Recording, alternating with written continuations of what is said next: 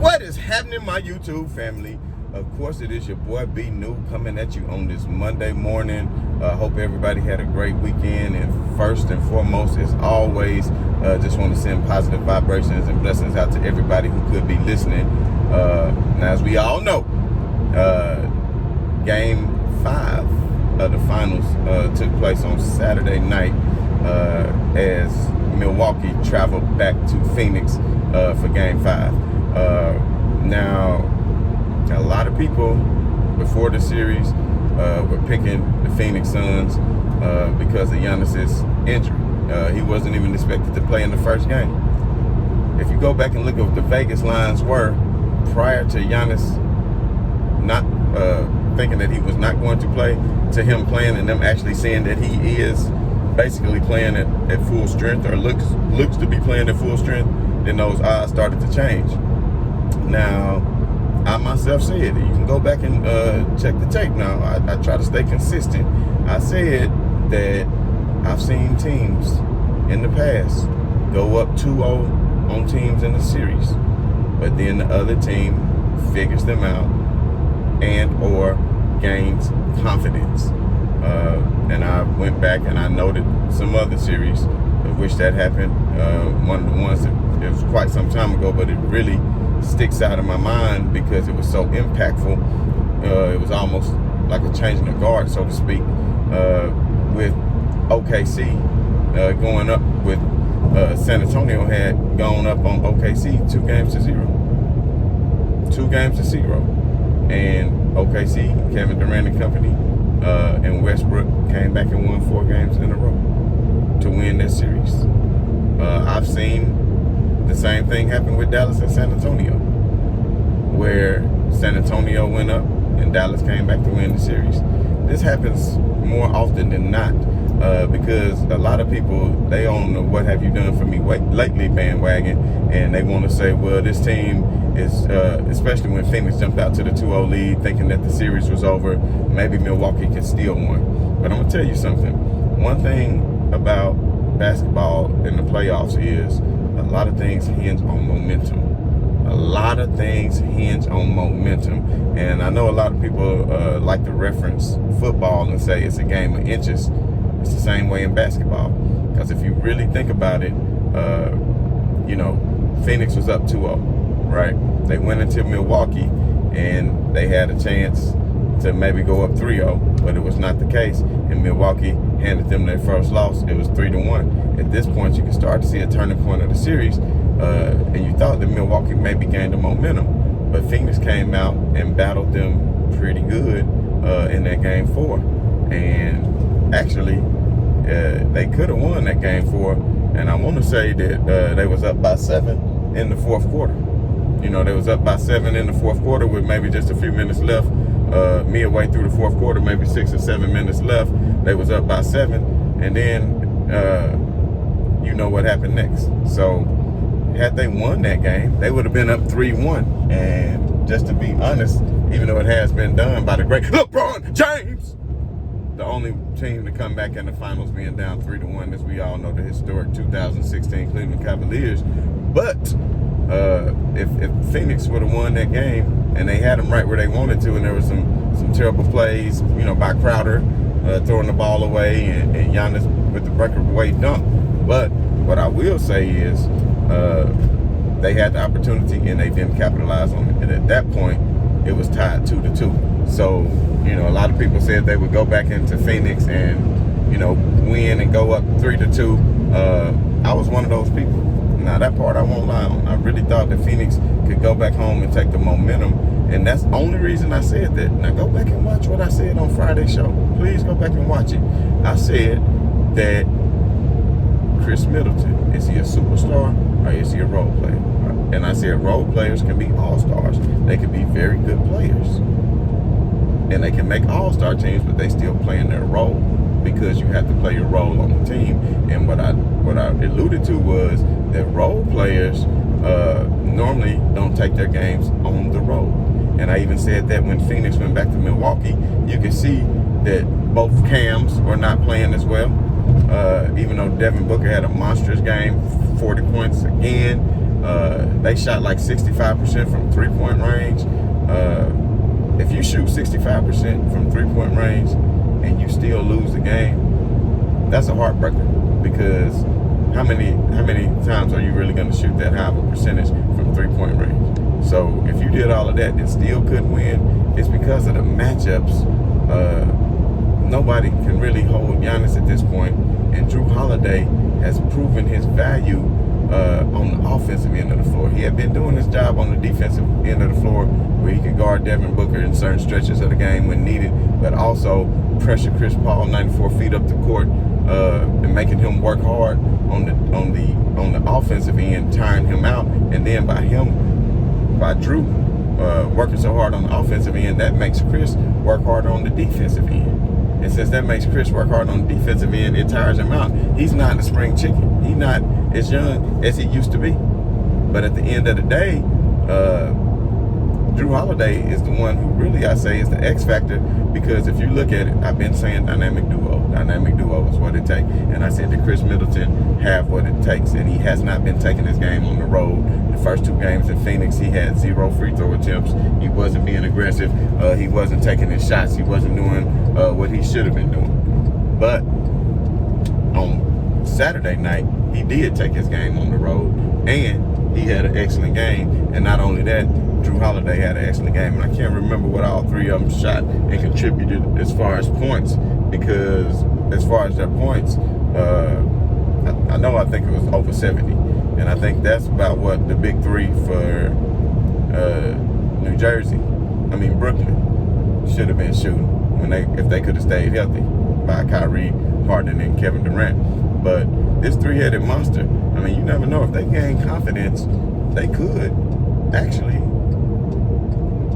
go back to the finals next year and beat Brooklyn. Because Brooklyn, like I said, they need to get a whole season under their belt when all the players can play together and have a cohesive unit. Without that, now I will say this, had Kyrie not been injured, then I think, of course, Brooklyn Nets win that series. Had Harden not been injured, if they'd have just had two of them, I think they win that series, because that's how great Kevin Durant is. But then I hear these people saying, they passed LeBron passing the torch to Giannis. LeBron passing the torch to Giannis. LeBron not passing the torch to Giannis. I mean, Giannis, I've grown an appreciation for him, and I think he's a hell of a player, and I don't think he gets enough credit because they say, well, he's big. Well, hell, Shaq was big.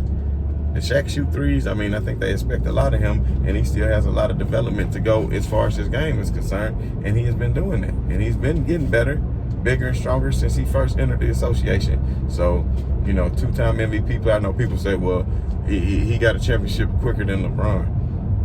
See, that's when I be talking about smooth brainness. Like, people just get on TV and say anything, and Twitter and everywhere else. Oh, he won a ring at a younger age than LeBron, or blase that. Think about it.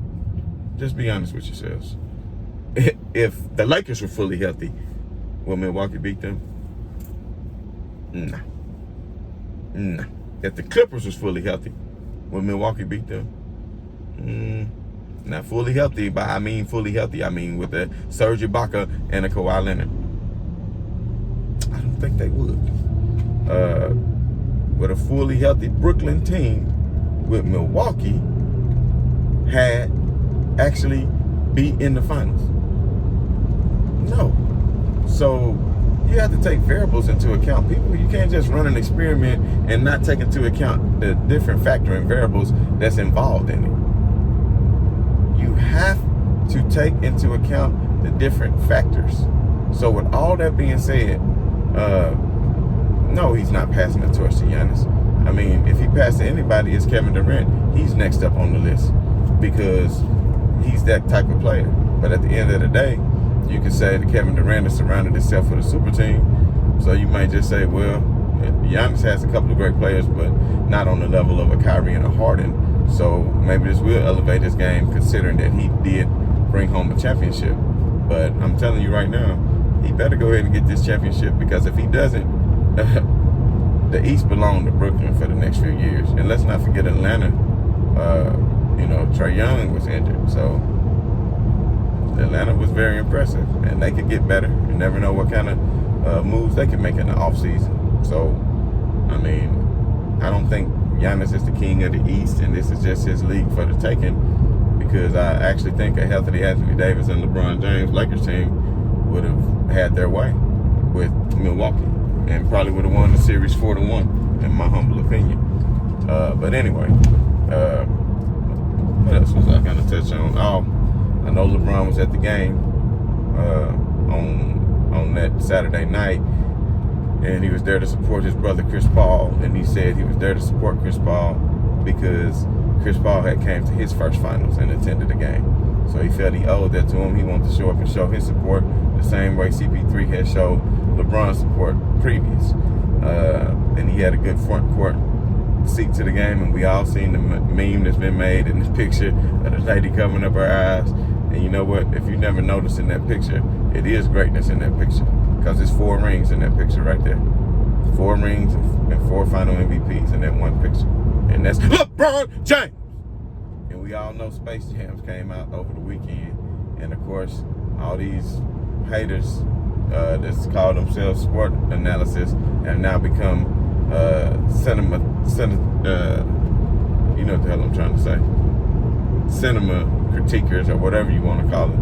But at the end of the day, they want to hate on somebody and on a movie because they say, oh, well, the first jam was not Michael Jordan. Like, listen, Michael Jordan, that was in the 90s. It's time to move on. Michael Jordan is one of the greatest players of all time. I'm not a hater. Him and LeBron is right up there neck and neck. I keep telling people this. If I had a choice, I choose LeBron. MJ is a very close second. And it's various reasons that I can point out to you. But we got all summer to do that. I'm still trying to focus on the finals. But I did want to point out that Space Jams did come out and make $32 million and beat out Black Widow for the most revenue for the movies this weekend. So for everybody who are all mad, man, it's a kids movie, let people just sit back and enjoy the movie. And for all the people who said, oh, I hated the movie, if you said you hated the movie and you like Michael Jordan movie, then that just means you like Michael Jordan. Just say you like Michael Jordan and you don't like LeBron James. Don't say that the movie was better, because let's just be honest. You can look at a movie like, I'm trying to think of an old movie. Now, it's been old movies and movies that was remade and the original movie was better. You know, I'm trying to think of something like, what's that movie? Man, it was out in the 70s. Like, the special effects on it was so trash. And they did it again in the 2000s. What's the name of that movie? It's like, got Medusa in it and the Greek monsters and, you know, the goddesses and all that. Damn it, it's a classic too. But I cannot remember what it is. It just will not come to me this morning. But I'm gonna look it up later. I'm gonna put it down in the comments. But anyway, like, my kids watch it, they like, man, why does it look like Play-Doh? Just like you could watch the old King Kong, it was a classic. And you watch the new King Kong, you like, man, look at the graphics. You know, you can improve upon an original. It's possible. Stop hating.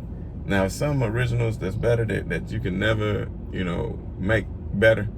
And like Nightmare on Elm Street, for example. The remake of that could not touch the originals of the Nightmare on Elm Street. The Halloweens, the originals, better. Even that old, what's that old Nick Cannon movie where he did Love Don't Cost a Thing? If you go back and look at the original 80s movie of that, Money Cannot Buy You Love, Money Can't Buy You Love, then you actually see a better movie. But anyway, we won't go into all that, man. The point of the matter is just stop hating on LeBron James. By the end of the year, they said he will be a billionaire. At least he is a billionaire that does give back to the community and does help people that's less fortunate, and try to help educate others to get them out of the situation that they in. He takes a notion that I can give you a fish and feed you today, or I can teach you how to fish and feed you for a lifetime. So he wants to empower others so they can become better. And that's the type of person that LeBron James is. So if you out there hating on him, man, check yourself before you wreck yourself. You know, I'm about to tell you like that. If you don't know where that came from, that's Ice Cube. Check yourself before you wreck yourself, because hating on LeBron is bad for your health. But anyway, back to this finals game. So put in the comments below, who do you think gonna take care of business? Because at this point, if I honestly had to bet money on this, which I have been betting money, by the way, but I would in my heart, I would say Phoenix is not going out like Willie Lump Lump, and that they're going to come back and at least, force a Game 7. But in my head, I just feel like Milwaukee has figured them out. I feel like the crowd is going to go crazy.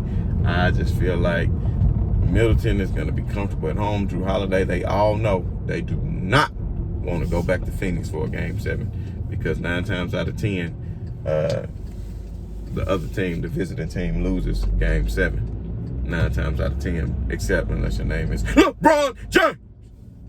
And you are out in Golden State for a Game 7, willing your team to victory. So that's a little bit different. But at the end of the day, man, I just want to say right on to the real. Much love to the haters. I'm out.